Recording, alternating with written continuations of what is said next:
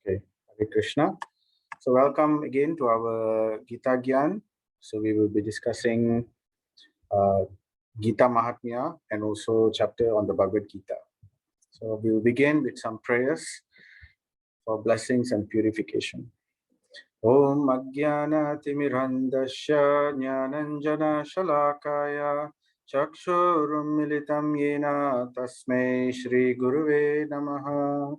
Shri Chaitanya Manobishtam Sthapitam Yena Bhutale Swayam Rupa Kadamayam Dadati Swapadantikam Vandeham Shri Guru Shri Yuta Padakamalam Shri Gurun Vaishnavamscha Shri Rupam Sagrajadam Sahagana Raghunathanvitam Tam Sajivam Sadvaitam Savadutam Parijana Sahitam Krishna Chaitanya Devam Shri Radha Krishna Padan Sahagana Lalita Shri Vishakhanvitamscha He Krishna Karuna Sindhu Dinabandhu Jagatpate Gopesha Gopika Kanta Radha Kanta Namostute Tapta Kanchana Gaurange Radhe Vrindavaneshwari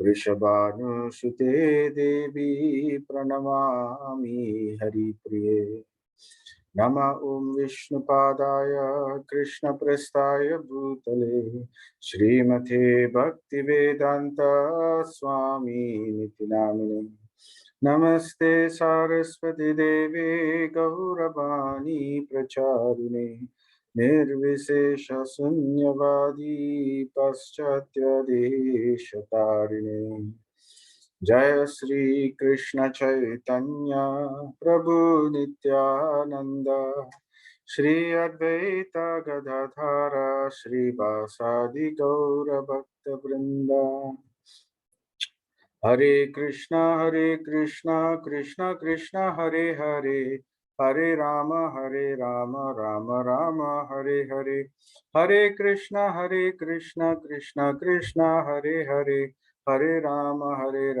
Rama Rama Hare Hare Hare Krishna Krishna Krishna Hare Hare Hare Rama Rama Rama Hare Hare Om Namo Bhagavate Vasudevaya Om Namo Bhagavate Vasudevaya Om Namo Bhagavate Vasudevaya. So, Hare Krishna again. We are continuing our narration of the glorifications of the chapters of the Bhagavad Gita. So, this is the Gita Mahatmya glorification of chapter 7 today. So Lord Shiva says to Parvati, my dear Parvati, now I will tell you the glories of the 7th chapter of the Srimad Bhagavad Gita, hearing which one feels his ears have been filled with divine nectar. So this story takes place in a city, ancient city called Pataliputra. Actually, Pataliputra, it's even in modern history also, it's a very famous place. Now it's not called Pataliputra. This is, you can see here, in the northern part of India, towards the eastern side, in the province of Bihar. You can see these are ancient ruins. They found some ruins, ancient temples and everything. So now it's the modern city of Patna.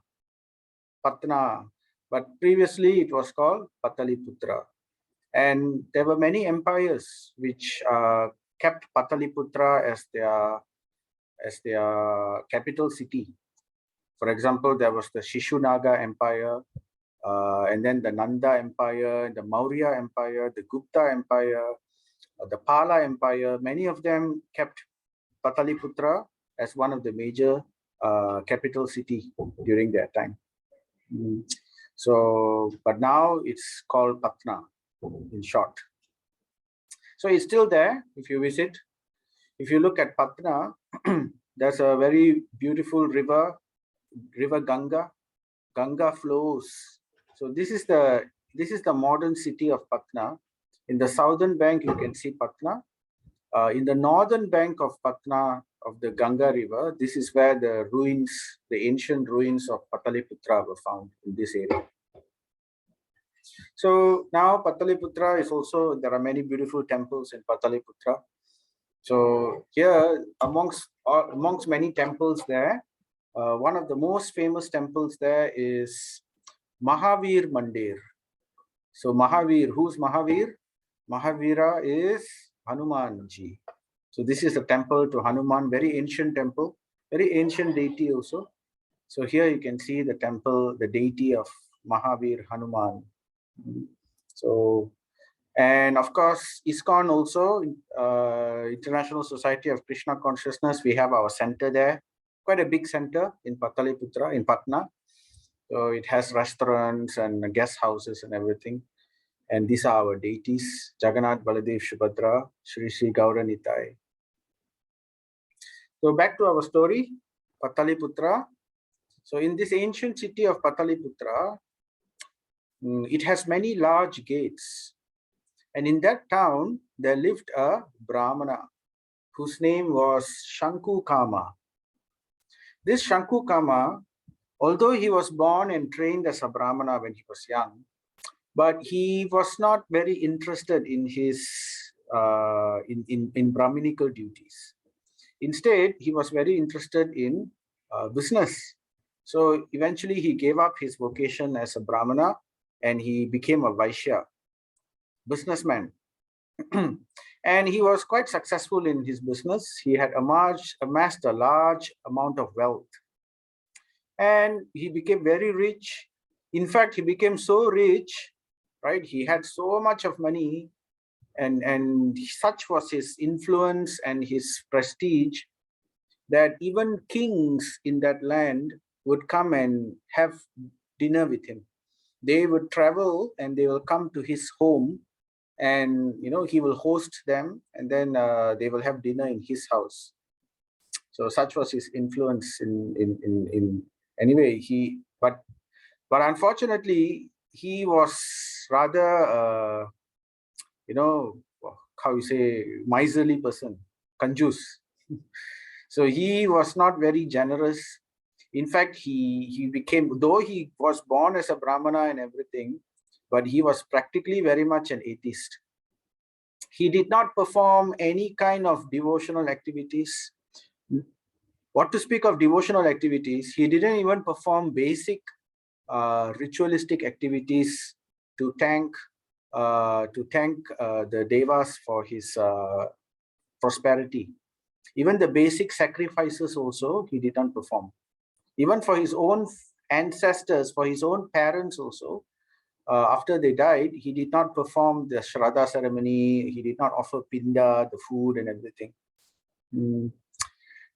So, and because he was so attached to his wealth, he had many children also, but because he was so attached to his wealth, when one becomes wealthy, people all start looking at his, not at him, but at his wealth. There's like a group of vultures will come and sit around you, thinking when they can take the wealth. So this Shankukarna wasn't very peaceful. So what he did, he would secretly bury his treasure, all his majority of his money, he will bury it somewhere, a secret place where only he knew where it was, under the ground. So anyway, this Shankukarna, so once when Shankukarna was going along with his children and other relatives for the purpose of his fourth marriage, so he wanted to have many wives. So this was his fourth. He was already quite old and all. He had many children and everything, but he wanted to get married for the fourth time. And so as they were traveling in this palanquin and all that, as they were going about, they stopped at one place along the way for the night to rest. And while Shankukarna was sleeping, it so happened that a snake came and the snake bit this Shankukarna. And immediately the Shankukarna woke up screaming, and all his sons and relatives and family members, they all rushed to him. and they immediately sent out messengers to go to the nearest village to look for doctors or mantra chanters. Those days they could cure snake bite venom simply by chanting mantra. So, but there was none nearby, and unfortunately, when finally help arrived, Shankukarna already he was old. Then he got bitten by a snake. So already he succumbed to the venom and he died. But that's not the end of the story, because the soul does not die. So he had died, the body died, but what happened to the soul? Unfortunately, he had to, a very terrible fate awaited this Shankukarna. After he died, right, the Shankukarna became a Preta Sarpa. Preta Sarpa means a snake ghost. It's like a Preta means it's like a undead or a dead creature, a ghostly creature, and Sarpa means snake. So a type of ghostly snake. He became one of those. Amongst ghosts also, there are many species of them. So different, there's Preta, there's Yaksha, there's Rakshasa, there is Pisasha, there is Bhuta. So like that, and there are many subspecies amongst them also. So Preta Sarpa, snake ghost. And why he became a snake ghost? So it's because snakes are usually they are called very envious creatures. They are very high in jealousy, very envious. So people who are usually very envious, they sometimes will take birth as a snake in their next life. That's why they become very poisonous. All the envy, the poison of envy, jealousy will create that body for them. But this Shankukarna, though he wasn't particularly envious, but he was very miserly, very covetous. And one of the things this Preta Sarpas will do, they are usually guardian ghosts. They guard certain treasure area. They like to guard their this kind of creatures, this kind of ghostly beings. They usually guard treasure. So because when Sankukarna, the last thing he remembered when he died, there are two things he remembered. Because number one, when he got bitten by the snake, he became shocked. Oh, snake, snake, snake. So he was thinking of the snake very much. And at the same time, he was thinking, oh, I'm going to die now. Snake bite, snake bite. And then suddenly, oh, what about my money, my wealth, my treasure? Nobody knows where the treasure is. And I'm going to die and I cannot enjoy. So, and he was thinking of his treasure and he was thinking of the snake. So therefore, he became a Preta Sarpa. So that, so, and he not only became a Preta Sarpa, he guarded he went to guard the treasure where he had buried secretly. So, there's a verse in Bhagavad Gita chapter 8. In the next chapter, we will hear about this 8.6, right? Yam yam vapi smaran bhavam tyajati ante kalevaram tham tham evaiti kaunteya sada tat bhava bhavitaha. Whatever state of being one remembers when he quits his body, O son of Kunti, that state he will attain without fail. So, this is the secret of death. The important point about death is we must be able to remember God at the time of death. Because it says, whatever we remember at the time of death, that we will attain. So people who have lived a usually atheistic life, very materialistic life throughout most of their lives, they will not remember such. They will only remember their money, they will remember their family members, they will remember their job, their career, their wealth. So usually their next life will be something to do with associated with any of these things. They will take birth again. So this is an important point to remember. So because this Shankukarna wasn't a very pious person, he remembered his money at the end of death. He remembered the snake because the snake had bit him, the trauma, the fear So it was weighing very heavily in his mind. So in his next life, he became Preta Sarpa and guarded his treasure. So it was a horrible fate, actually.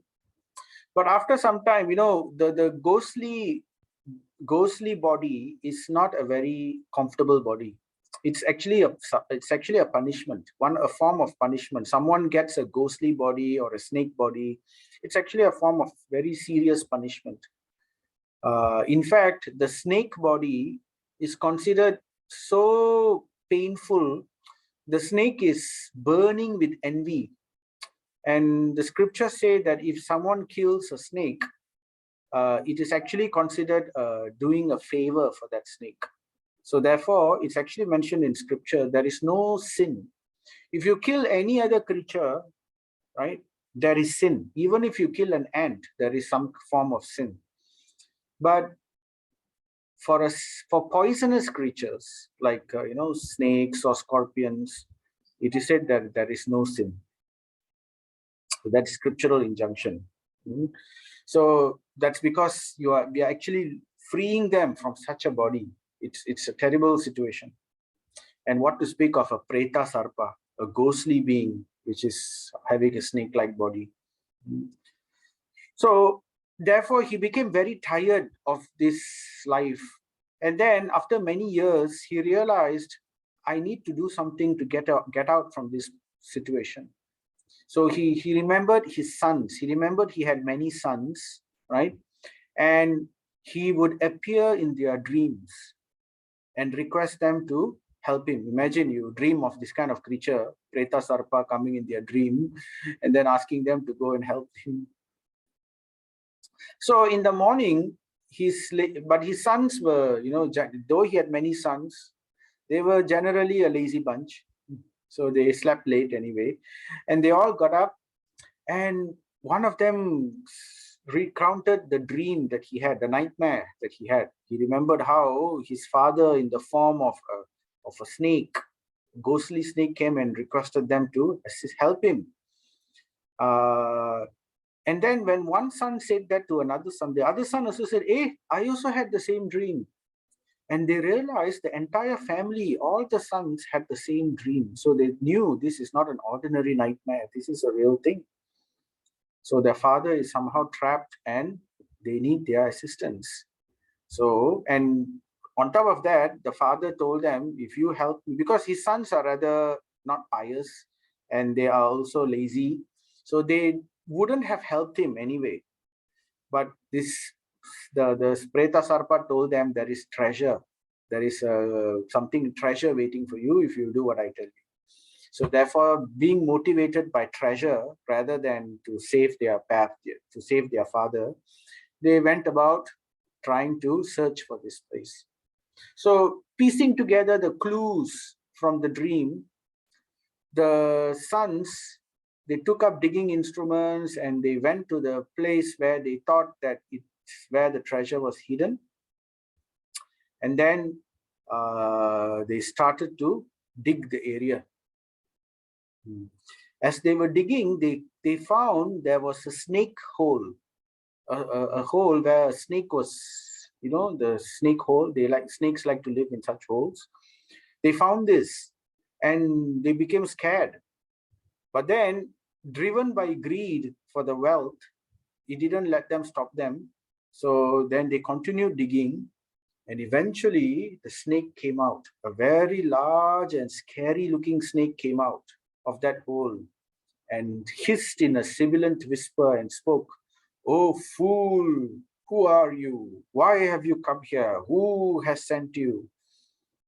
Reply to my questions or die." And then the son, they managed to gather their courage. And the leader of the sons, his name was Shiva. So he said, in my dream last night, in all our dreams, we saw that there was hidden treasure buried at this place. And we came to also help the guardian of this treasure, who is supposed to be our father. So you must be that same father who has taken this terrible situation, terrible birth. And then the snake immediately replied, if you are my son, why did you not perform the necessary rituals to free me from this hellish situation?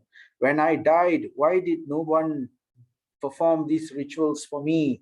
Now you see what I have become.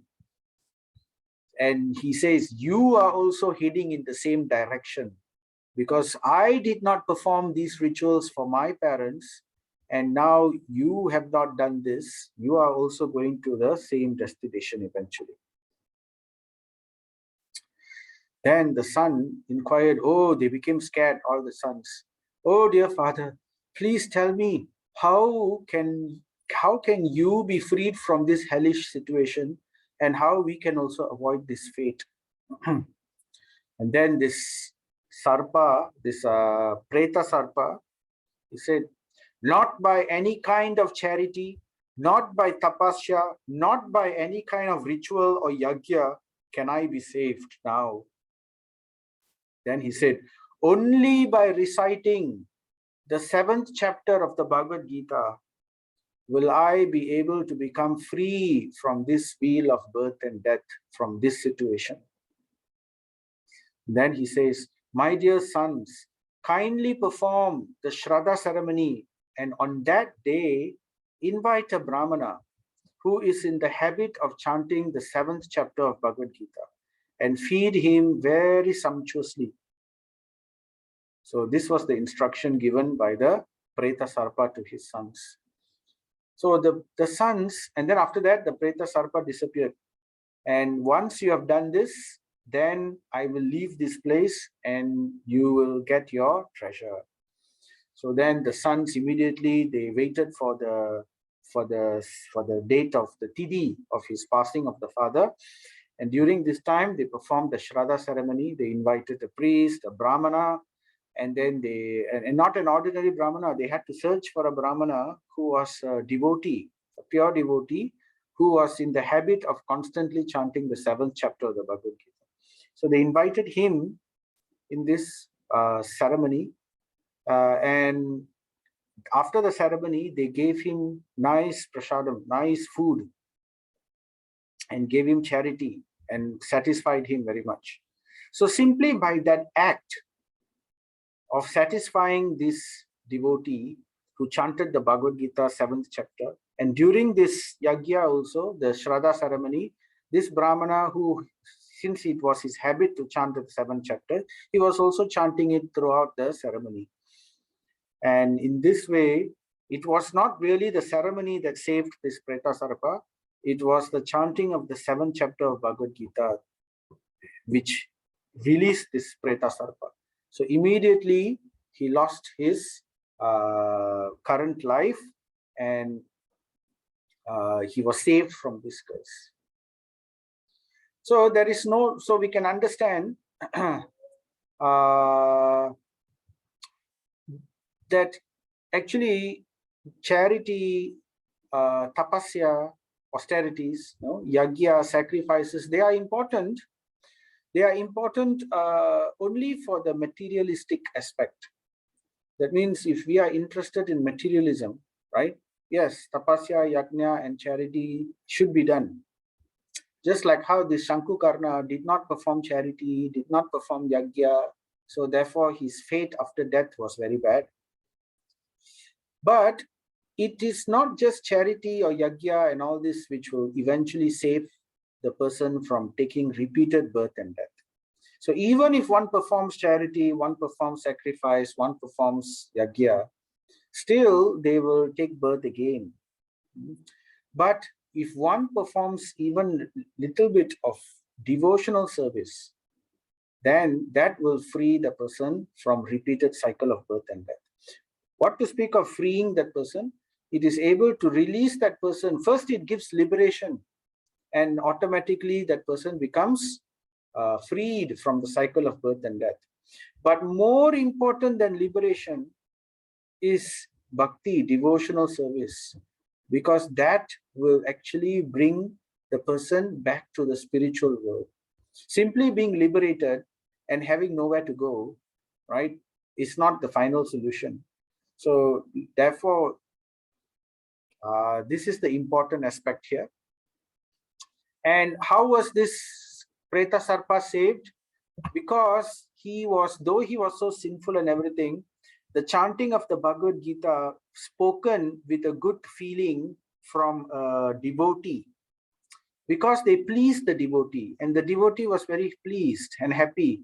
And therefore, whatever chanting of the Bhagavad Gita that devotee did, that Brahmana did, the benefit goes also to the person who pleased that person. You know, the sons, they threw a feast and they gave the feast to the devotee Brahmana in the name of his father. And because the devotee Brahmana was pleased, the merit of chanting the Bhagavad Gita 7th verse was also shared by the sons and also shared by the son's father. So this is the secret of getting blessings. So when we associate with saintly people, by serving saintly people and pleasing them, we also get a portion of their sukruti, of the credits that they have from their spiritual practices. So this is called agyata sukruti. Agyata sukruti means the credit which one gets without even realizing it, even accidentally. If somebody pleases such devotees, if they serve them, right, they get this special benefit called agyata sukruti, which has the power to liberate them, and it also has the power to give them devotional service, bhakti for Krishna, which is a very rare thing. It's not easy to get bhakti. It can only be received by two ways. One is by the agyata sukruti, by serving the pure devotees of the Lord, and the other is directly from the mercy of Krishna, direct mercy of Krishna, and that is very rare.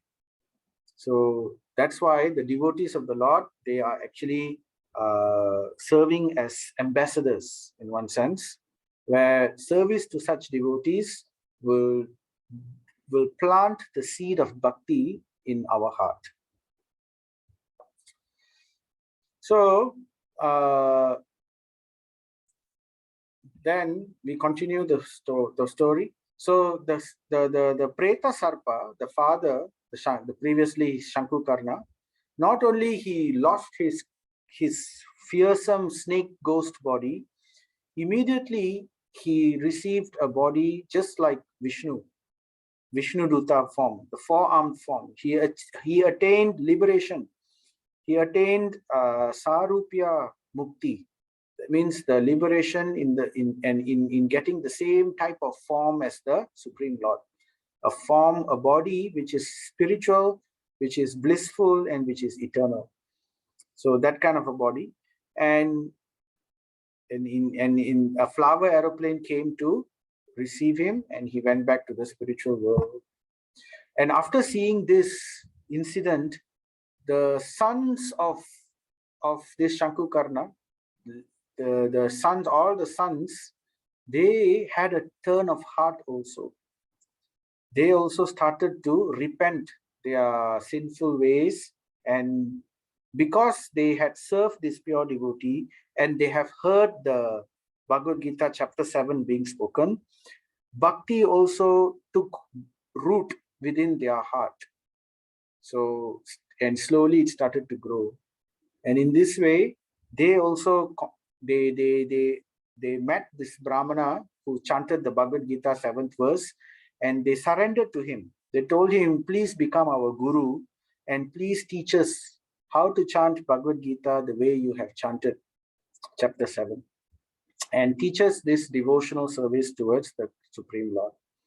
So, and they dedicated their lives in this way towards spiritual understanding. And at the end of time, they also received this Sarupya Mukti, and they also attained the spiritual abode, Vaikuntha Loka.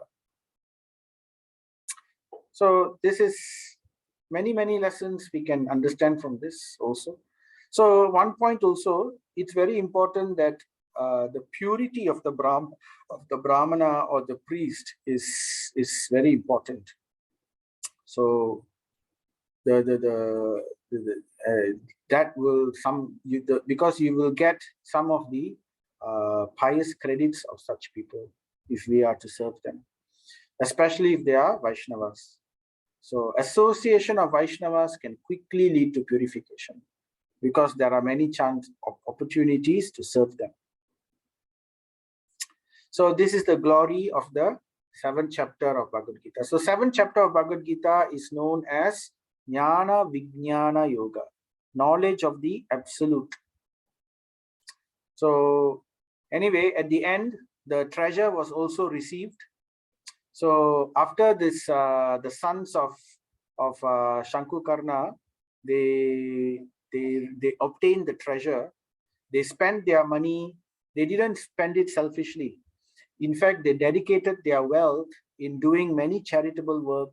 They dug wells. They fed many people. They gave charity.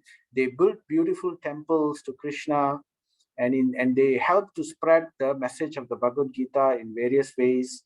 And in the end, they chanted the Bhagavad Gita chapter 7 as their sadhana. And in this way, they perfected their lives and attained the spiritual abode. So we must understand here that wealth needs to be purified. Just like Shankukarna, he earned wealth, but because he did not purify that wealth, he did not use it in sacrifice, he did not perform charity, and most importantly, even more than charity, even more than sacrifice, is to utilize that wealth in the service of the Supreme Lord. If we can use that wealth to serve the Lord, for like festivals, we sponsoring of prasadam, sponsoring of abhishek, clothes for the deities, helping to build temples, feeding prasadam to everyone. So this kind of activities, very, very purifying. So it purifies one's wealth and one's karma. So these are one of the very, very powerful ways to do that. So chapter 7, that is the glory of chapter 7. So in this way, Lord Shiva tells Parvati, my dear Parvati, I have told you the wonderful glories of the 7th chapter of the Bhagavad Gita.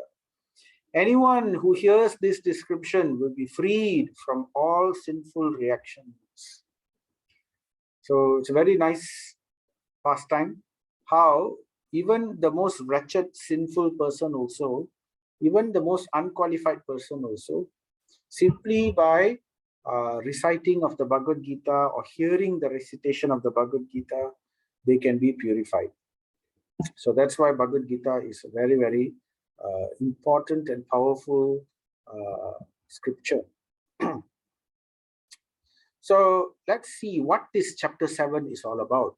So simply reciting is one thing, but even better is if we can understand what the message of that Bhagavad Gita verses are, and even greater is if we can live those instructions. So you can imagine simply the merit of hearing the Bhagavad Gita is so powerful and so wonderful.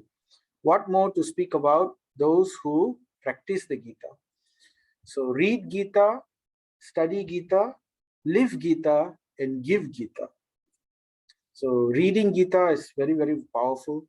Reciting the verses, studying the Gita, understanding the message behind is purifying to the intelligence. It purifies one's intelligence so that our intelligence becomes very sharp in understanding what is right, what is not right. It becomes guided by the Lord's hand towards achieving our final destination. So read Gita, study Gita, live Gita. So to imbibe the instructions of the Gita within our life, that is very, very wonderful and very powerful. And it's very purifying, not only to us, but to our family members, even our ancestors who have died. All of them will benefit if one of the family members takes up pure devotional service seriously. And finally, give Gita. And at the same time, we should also give Gita. The Lord becomes very, very pleased. He tells Arjuna in chapter 18, one who gives this message to others, he becomes very, very dear to me. So in this way, we should all aim towards spreading the message of the Supreme Lord, because this is part of his plan. He wants to reclaim all the souls within this material creation. So we can help in this aspect. So what is this chapter about? Chapter 7, Jnana Vijnana Yoga, the knowledge of the absolute. So if we have heard from chapters 1 to 6, chapters 3 was about Karma Yoga, chapter 4 was Jnana Yoga, chapter 5 was Buddhi Yoga, which is basically Karma Yoga, but it's in the path of Bhakti. And then chapter 6 is Dhyana Yoga, meditation.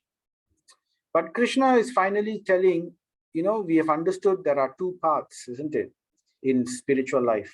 In yoga, there are two paths. One is the path of light, or the jnana path, and the other is the path of bhakti. The path of light or the jnana path is a very difficult path.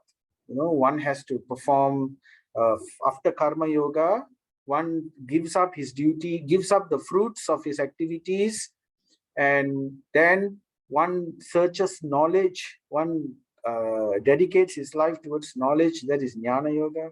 Then after that, only one performs meditation, very difficult to perform, that is raja yoga or dhyana yoga. But eventually in the end, he realizes that the Supreme Lord Krishna is the ultimate goal of everything. And then at that point, he performs bhakti.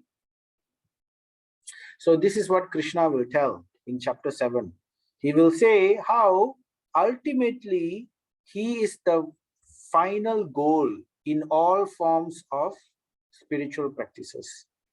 So stage by stage, level by level, as they finally reach the end of their particular spiritual path, they will realize that Krishna stands at the end.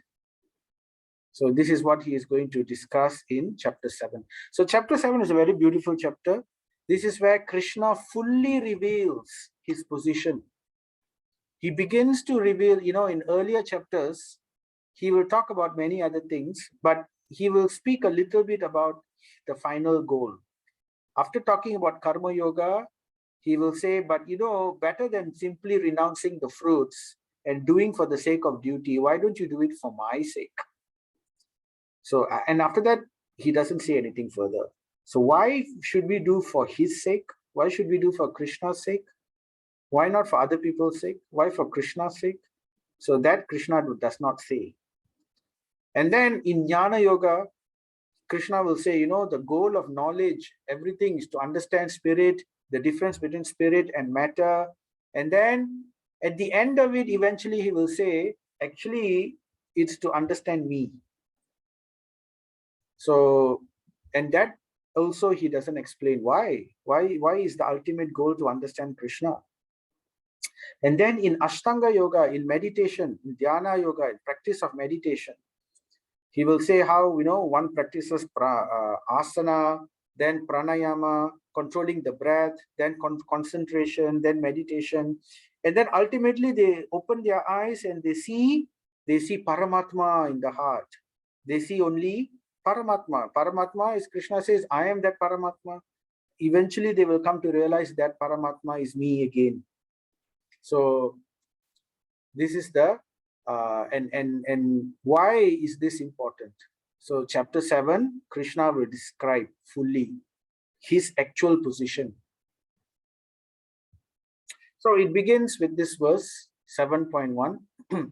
Shri Bhagavan Uvacha, right? So I just put the translation here. Now hear, O son of Pritha, how by practicing yoga in full consciousness of me. So he says here, Mad Ashraya, me, Mad, full consciousness of me. So yoga practice is not an impersonal thing. It's not that one focuses on emptiness or on nothingness. It's not like that. It's basically in full consciousness of the Supreme Lord. And with mind attached to me. So the goal of this, why do we concentrate? Why do we concentrate on the Lord?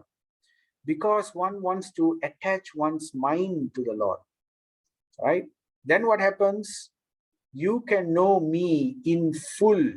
So Krishna says, in full, you will know who I am at that point. Samagram mam. So full, in full, without any kind of hidden knowledge after that, and free from doubt. So chapter 7 will reveal the full knowledge about the ultimate goal of the Supreme Lord, the ultimate supreme truth, Param Bhagavan, right? So, and what is that? So Krishna 7.2, he says, I shall now declare to you in full this knowledge. Again, he mentions this, in full this knowledge. Here he uses the word asheshataha, in full. Both phenomenal and numinous. This being known, nothing further shall remain for you to know. So, na eha bhuyo anyaj. So, na means no, eha bhuyo, nothing further for you to know. If once you have reached this ultimate truth, this is the full knowledge. And then Krishna will say how this person who knows this is very rare. Out of many thousands among men, manusyanam sahasreshu, one of them may endeavor for perfection. See, in this material creation, there are so many living entities, but most of them are busy in simply looking after dharma, artha, kama, and moksha. They are simply interested in their duty. They're simply interested in getting wealth or gains, and they are simply interested in satisfying their lust or their desires. And when they become frustrated, they want to be free from the miseries of the material world. So, and in this way, most people are devoting their full energy in these four things only: dharma, artha, kama, and moksha. So, so like that, there are, here he says, manusyanam sahasreshu, out of many thousands among men, one may endeavor for perfection. So out of many of these, one may say, I don't want, there must be something that can break this cycle of birth and death. What can break this birth and death? I want to attain perfection. So they take up the path of yoga. And then Krishna says, Kaschit yatati siddhaye. And of those who have achieved perfection, of those siddha means perfection, of those who have achieved perfection, kaschin mam veti tatvataha, hardly one knows me in truth. Because those who take up the path of yoga also, there are two distinct paths, right? The path of jnana and the path of bhakti. So many people take up the path of jnana because they cannot digest the idea that there is a supreme personality of Godhead who's superior to me, who I need to serve. They cannot digest that. So because they cannot digest that, they prefer to see the Lord as, impersonal, without form, just as light, just as, Jyoti or Woli.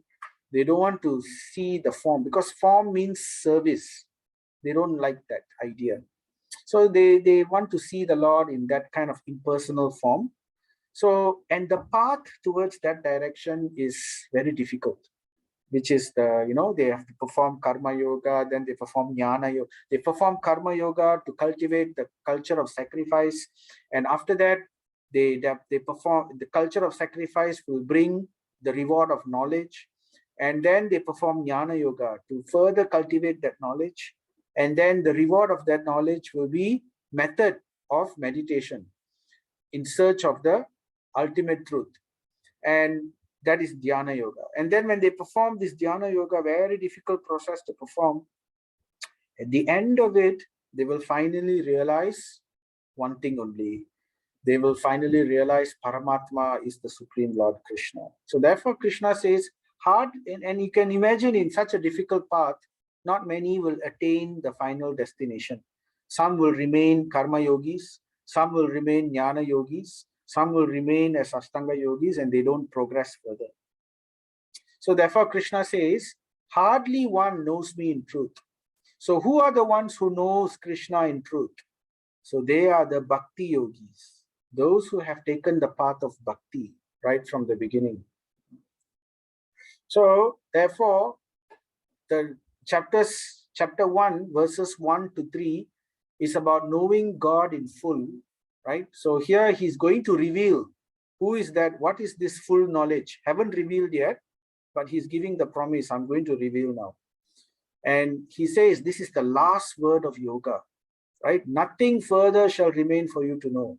And then he tells how rare it is for someone to come to this level of understanding, rarity of achievers. And after saying this, Krishna from verses 7.4 to 7.12 will reveal that ultimate truth. So what are these verses 7.4 to 7.12? So this culminates in this very important verse. So basically, Krishna saying, I am the source of everything. So 7.7, we have this verse. Mata parataram nanyat kinchit asti dhananjaya mayi sarvam idam protam sutre mani gana iva. This is the famous verse, the sutra verse. The pearls strung on a thread.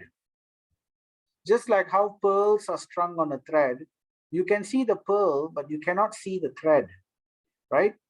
So in the same way, the material creation, everything is working perfectly. The planets are turning in their orbits. The sun is rising in the east every day and setting in the west every night, right? And the seasons are constantly changing. Everything is working perfectly, but the hand of the Lord is hidden. The Lord is hidden behind, just like how the string is hidden behind the pearls, right? So Krishna says, oh conqueror of wealth, there is no truth superior to me. Mata parataram, parataram, there is no truth superior to me, right? Na anyat, no, not existing. Na means no. Para means superior. So there is nothing superior to who? To me, to Mata. Mata means to me. As just everything rests upon me. Mai sarvam. Mai means to me, on me. Sarvam, everything. Idam protam rests upon me. Just like sutre mani gana iva. Just as pearls are strung on a thread. So this is the. So basically, this is the ultimate truth. What was the ultimate truth? The ultimate truth is that Krishna is the Supreme Personality of Godhead, and he is the Sarva Karana Karanam. So that's why we say here, verses 7.4 to 7.12 is Krishna revealing his full position. No other deity has revealed his position like how Krishna is revealing it here in the Bhagavad Gita. So Ishvaraha Parama Krishna. The ultimate controller is Krishna. Ishvara Parama Krishna, Satchit Ananda Vigraha. He has a body which is full of bliss, full of knowledge and spiritual. Anadir Adir Govinda, and this person is called Govinda. He is the beginning of the beginning, the oldest of the oldest. And Sarva Karana Karanam, cause of everything, cause of all causes. Sarva Karana Karanam, cause of all causes. So he is that personality. So that final ultimate truth is a person, Krishna. So this is called Bhagavan realization. Remember, we have mentioned before in level 1 also, and also several times we have said, the ultimate, the spiritual truth can be understood in 3 levels. The most basic level of understanding the spiritual truth is that everything is part and parcel of God. God is everywhere, everything is energy of God, and they do not know that God has a form. So therefore, everything is there. Everything is part of God. So this is called Brahman realization, right? Brahman realization. So everything is spirit. Everything is God. Everything is there. Yes. Every particle is God. Yes. Rather, God is in every particle, which makes it godly. So that's Brahman realization. But that's just the basic level of realization. It's just like realizing, if one wakes up one day and sees bright light everywhere, he sees light everywhere, and then he sees, imagine someone has lived in darkness all his life, and then he sees light everywhere. So he says, wow, this light is the ultimate thing. But one who goes further in spiritual realization will understand that the light has a source, right? So this Jyoti or this Brahman has a source, and it comes from the Bhagavan or Parabrahman.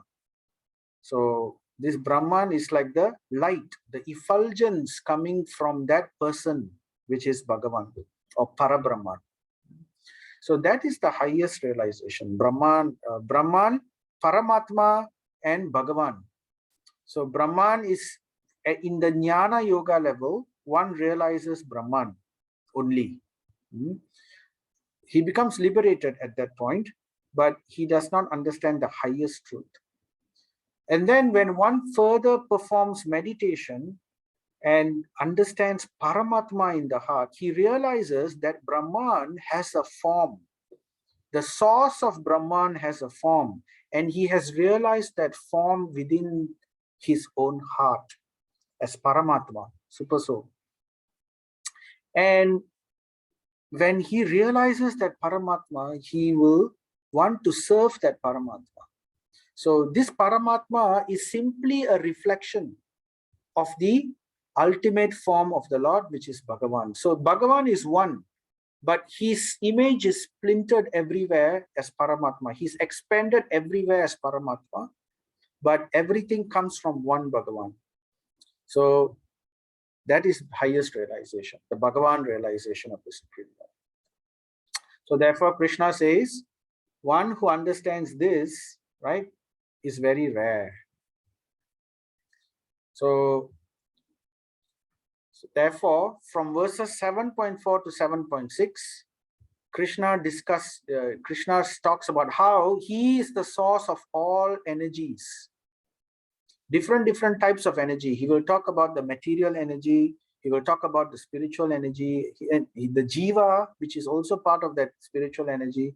And Krishna will reveal that he is the source, sarva karana karanam. And he will also say in 7.7 to 7.8 how nothing is superior to him. There is no truth superior to him. So Krishna is the Bhagavan realization, and he establishes that very clearly. He's the ultimate, the last word in understanding the spiritual truths, the absolute truth. And then after that, he will start giving analogies. So here he theoretically tells about his position, how he is the source of everything, how nothing is superior to him. Okay, but this is theoretical understanding. And to give some kind of practical understanding about how to understand this aspect of Krishna being the source of everything, Krishna will give some examples, analogy, so that we can relate to our practical day-to-day experience. So daily in our experience of life, we can relate to the presence of the Supreme. So therefore, he starts from 7.9 to 7.11. He will start saying how I am the taste of water. For without water, we cannot live. And when we are thirsty, let's say we didn't drink water, now it's Puasa month, right? So people don't drink water. And we also have fasting during festivals and things like that. So we don't drink. So at the end of that fasting, when we feel so thirsty, we are not interested in eating, we are not interested in anything else. We are just interested in drinking water. We can imagine the taste of that water is so wonderful. So Krishna says, I am that taste of water. And then he also says, without what else? What else is essence of life? So Krishna says, Prabhashmi Sasi Surya Vo. Prabhashmi means I am the light. Ashmi, I am the light, Prabha, of the moon, Sasi. Sasi is moon, Surya is sun. Without the sun and the moon, life cannot exist on earth also, right? So, and the splendor and the light of this sun and the moon, I am that. So Krishna says, I am the syllable Om. So the amongst the many words in Sanskrit, right? Sanskrit will have alphabets, yeah? Just like in English we have A, B, C, D. So like that, Omkara. So this Omkara, he says, amongst all the alphabets, I am this Omkara. Simply by saying Om, we are invoking the Supreme Lord. His alphabet, the sound represent. This is the sound representation of the Lord. So, and then he says, I am the sound in ether. You know, the element ether. Ether carries sound waves. I am the ability in man. So if somebody is having great ability, we have to understand that that ability is actually coming from the Supreme Lord. I am the fragrance of the earth.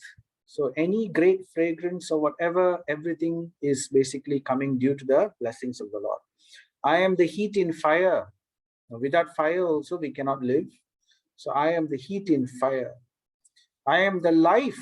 So therefore he's summarizing, I am the life of all that lives. That spirit, that jiva, that atma is coming from the Lord. I am the life of all that lives. I am the penance of all ascetics. You know, any sacrifice that one performs, that is represented by Krishna. So like that he goes on. Then he says, Bijam Mam Sarva Bhutanam. So I am the seed of all living entities. All living entities, they spring forth from me. Buddhir Buddhimatam Asmi. Amongst all the intelligent people, I am intelligence. I am that intelligence in all intelligent people. Tejas Tejas Vinam Aham. So Tejas means the prowess or the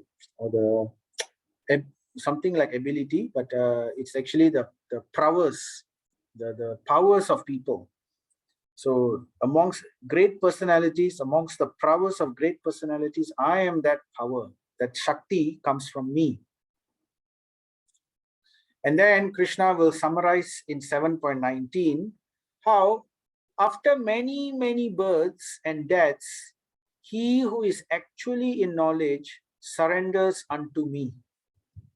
So one has the chance to either surrender in the beginning, or they can go through different lifetimes and going through so much of experience, going through the difficult path of the jnana path of yoga, and eventually ultimately coming to the point of surrendering unto me. So this is the ultimate point of spiritual existence, to surrender unto the Supreme Lord.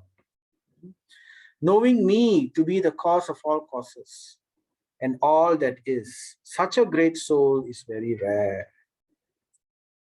So therefore, this is a very important aspect.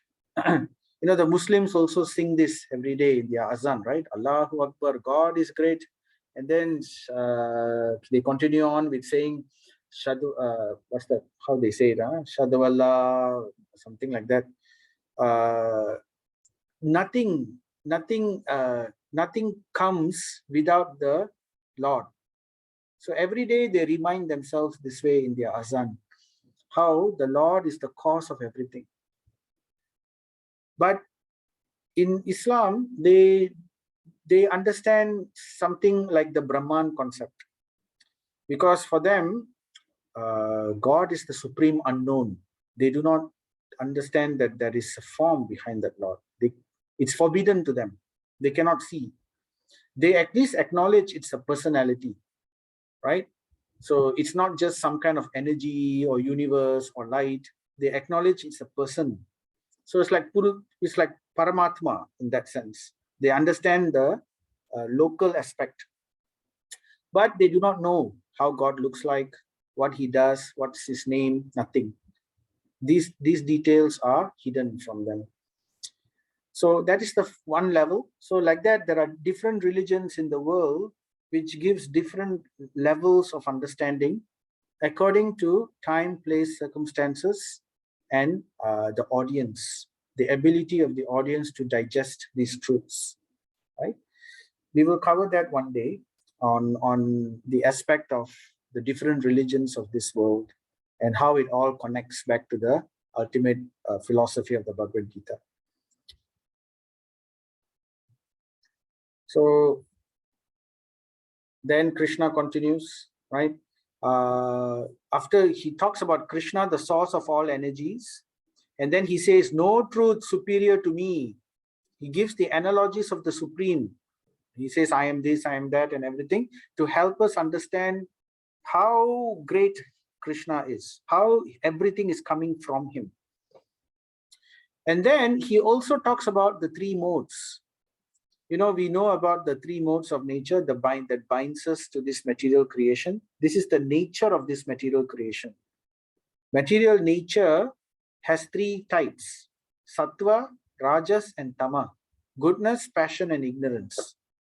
So know that all states of being, be they of goodness, passion, or ignorance, are manifested by my energy. What is my energy? My energy is the Durga Shakti, right? The Maya energy, which is this material energy, which is within this material creation. And in this way, they have the three ropes of goodness, passion, and ignorance have bound all the jivas within this material creation with these ropes. And Krishna is saying, these three ropes are manifested by my energy. And then Krishna will say, how I am in one sense everything. Though he is everything, but Krishna says, I am independent. Just like understanding, he'll say, everything is in me, but I am not in them. So in this way, this is the inconceivable potency of the Lord. It's called Achintya Shakti. It's something which one cannot, it's called inconceivable. It cannot be conceived in our mind. We cannot imagine such a situation. How he is both inside and outside. How can we understand that he's both inside and outside? And then he will say, I am the greatest and I'm also the smallest. So how can we understand he's the greatest and he's the smallest? So these are his inconceivable potencies. So in this way, he says, I am everything, but I am independent. Therefore, he is not controlled by anything, though everything rests upon him. And then he says, I am not under the modes of material nature. So Krishna establishes here clearly that he is not subjected to the three modes of material nature because he is their master. For they, on the contrary, are within me. So here he says how the three modes of nature are within him. So he is the source of all these three modes of material nature. Aham teshu te mai. So he says me. In me, they are all in me. So then Krishna says, deluded by the three modes, the whole world does not know me. So that's the purpose of this material creation. The purpose of this material creation is to help the jivas to forget about Krishna. Because that's why we came to this material creation in the first place. When we forget about Krishna, then we can try to enjoy matter as if we are the Lord. We wanted to enjoy matter and satisfy our desires separate from Krishna. So it's not possible to be separate from Krishna. So therefore, Krishna arranged Maya in this material creation to put us into forgetfulness so that we can forget Krishna. So therefore, the whole world does not know me, deluded by the three modes. So that's why Krishna will tell, if you are interested in coming out of this material nature, you need to come out of these three modes. The three modes, Traigunya Vishaya Vedas. So transcend these three modes of goodness, passion, and ignorance. So we will talk more about that in chapter 13. So me, the whole world does not know me, who am above the modes and inexhaustible. So he is not bound by the modes, he's above and beyond the modes. In fact, the modes exist only because of him. So these are evidences to show the status of the Supreme Lord. So, and then after explaining this, so this is the things which Krishna says is the ultimate truth. The last word in yoga, knowing God in full, the aspect of the glory and the majesty of the Supreme Lord, the ultimate truth. And then after that he says, but you know, in this material creation, because there are people who are deluded by the three modes, right? There are some people who are foolish and there are some people who are intelligent. And then he will say, he will talk about the 4 types of foolish people and the 4 types of intelligent people who can surrender to the Supreme Lord. So this we have already covered in detail in level 1. So just to recap very quickly, the 4 types of foolish people who cannot accept the Supreme Lord or his or overlordness. So such people, number 1, Muddha. Namam Duskritino Muddaha. So Duskritino, there are 4 types of miscreants. Duskritina, that's miscreant. And number 1 is Muddha, grossly foolish. The Muddha or the grossly foolish are those who don't think anything beyond just what they can get. That means they are only interested in eating, mating, sleeping, and defending, and that's it. How can I eat better? How can I sleep better? How can I protect and defend what I have better? And how can I enjoy my senses better, right? This is basically all they are thinking about. So therefore, they work very hard daily. They work, and they dedicate their life only in these things to attain their sense gratification. They don't have time for anything else. They don't think of higher matters. They don't ask questions like, why do I suffer? What is the purpose of life? What is the goal of existence? They don't think in this way. So those are the grossly foolish, where human life is wasted. And then there are those who are lowest amongst mankind. Prapadyante Naradamaha.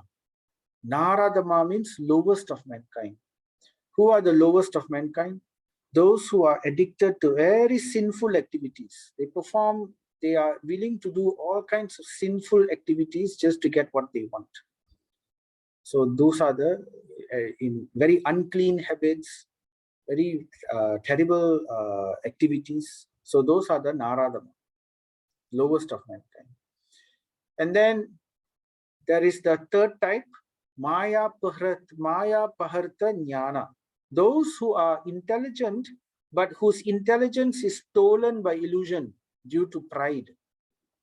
So, you know, there are examples like philosophers, scientists who push the atheistic propaganda, who push this kind of direction in order to exploit the capitalists of the world who control the scientists and all that. They try to push the propaganda to exploit other people. So they are very intelligent, but they are using their intelligence in simply creating the gateway to hell in their next life. So their intelligence is working against them. So their intelligence, you could say, has been stolen by illusion. Maya Paharta Jnana. And the 4th type of persons are the Asuram Bhavam Ashritaha. Those who have Asuric nature, very cruel, very evil. So they are, you know, that kind of nature. So these kind of people, they cannot take up to spiritual practice. They will never do yoga. So then we have, so in this way, Krishna goes on to talk about the 4 types of the intelligent, and then he'll talk about the less intelligent. And then in between, there are the less intelligent. So these are the foolish, which will never accept. But in between, there is the less intelligent, who are searching after material prosperity, name, fame, material prosperity. So for them, the path of the materialistic direction, the Vedas, they talk about many sacrifices, many methods on how one can attain prosperity legally. So, but they are considered less intelligent because they do not realize that material prosperity is not eternal, that their body is also not eternal, that they are going to take birth again and again and again. So those who are not interested in breaking the cycle of birth and death, they are considered less intelligent.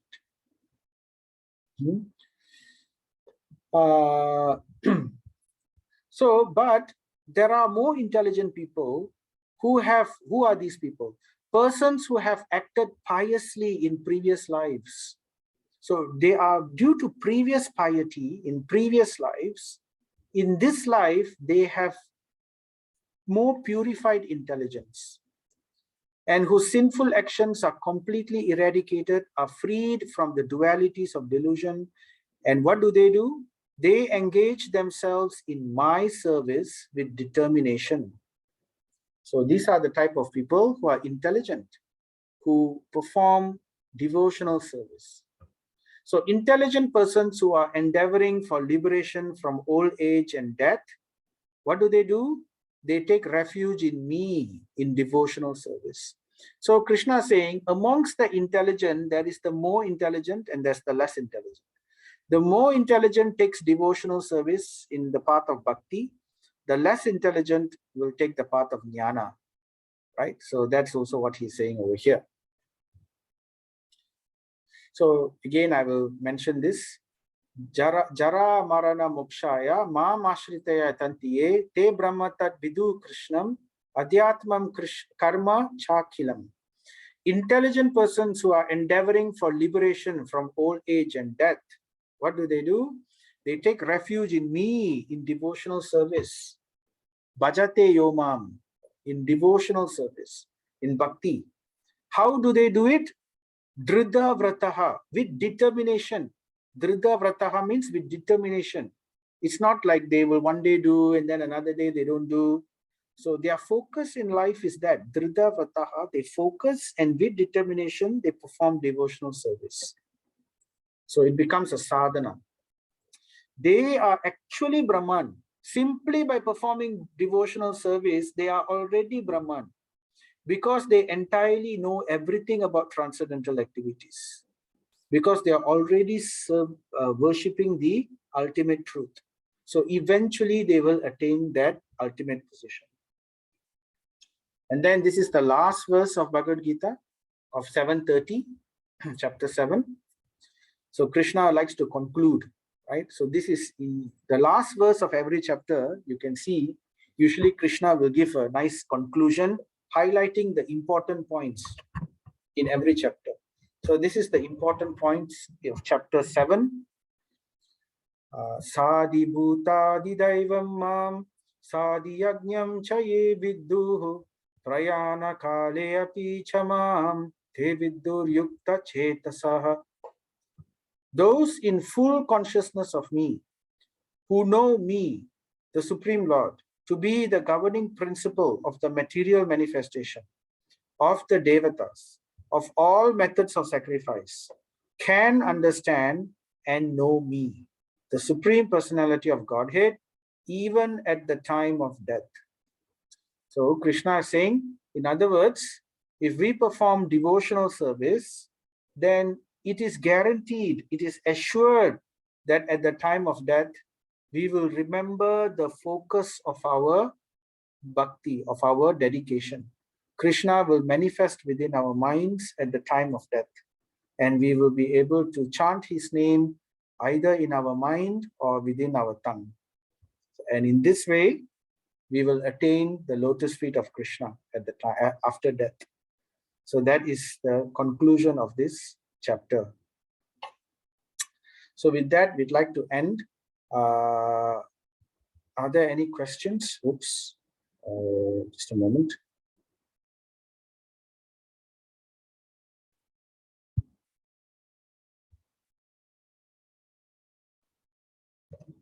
Okay, this part all I will cover some other time. Okay. So if there are no questions, so then we can end this session.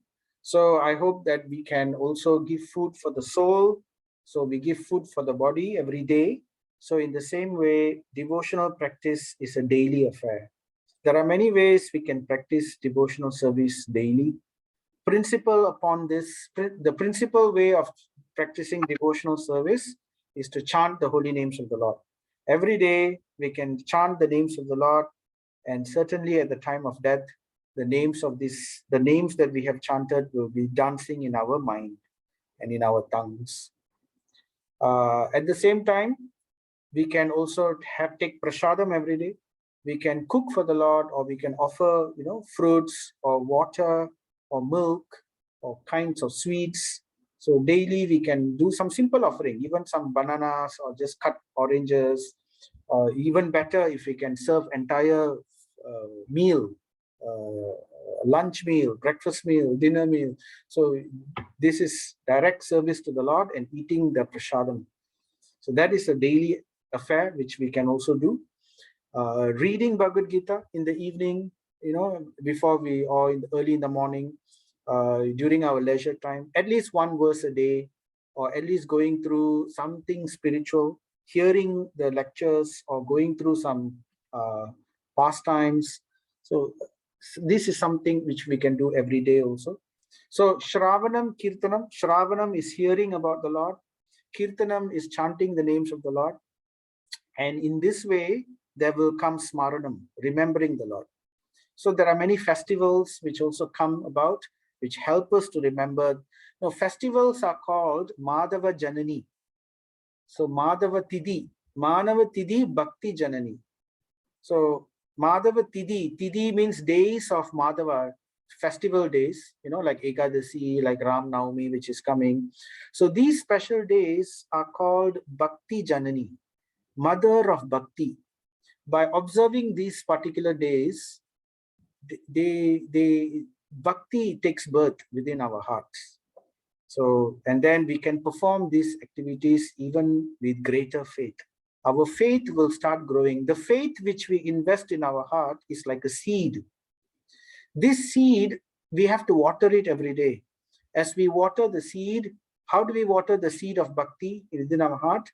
We water it by chanting, by performing all this Shravanam, Kirtanam, Smaranam, by chanting and doing these devotional activities which I described just now, by singing for the Lord and things like that. It has to be done daily, just like how we plant trees, we water daily, and we eat food daily. So in this way also, we perform devotional activities daily. So this is called sadhana. So when we perform sadhana daily, then many wonderful things happen. Number one, I have to have a whole class to talk about the wonderful things that happen.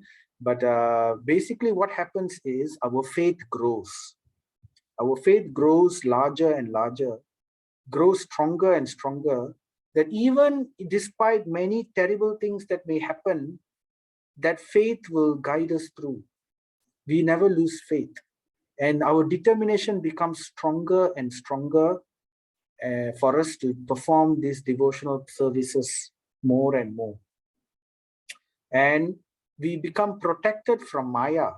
So the illusion of the world does not affect us so much. So we are able to see through and understand how many things are working against scriptural injunction. We are able to keep these things in mind. and we are not disturbed so easily. Our mind becomes peaceful. It doesn't become disturbed so easily, right? And our, so like that, these are the many other benefits which we can attain. So that is called sadhana, performing our daily devotional practice. So that's all part of bhakti yoga. So let us chant this Hare Krishna Mahamantra.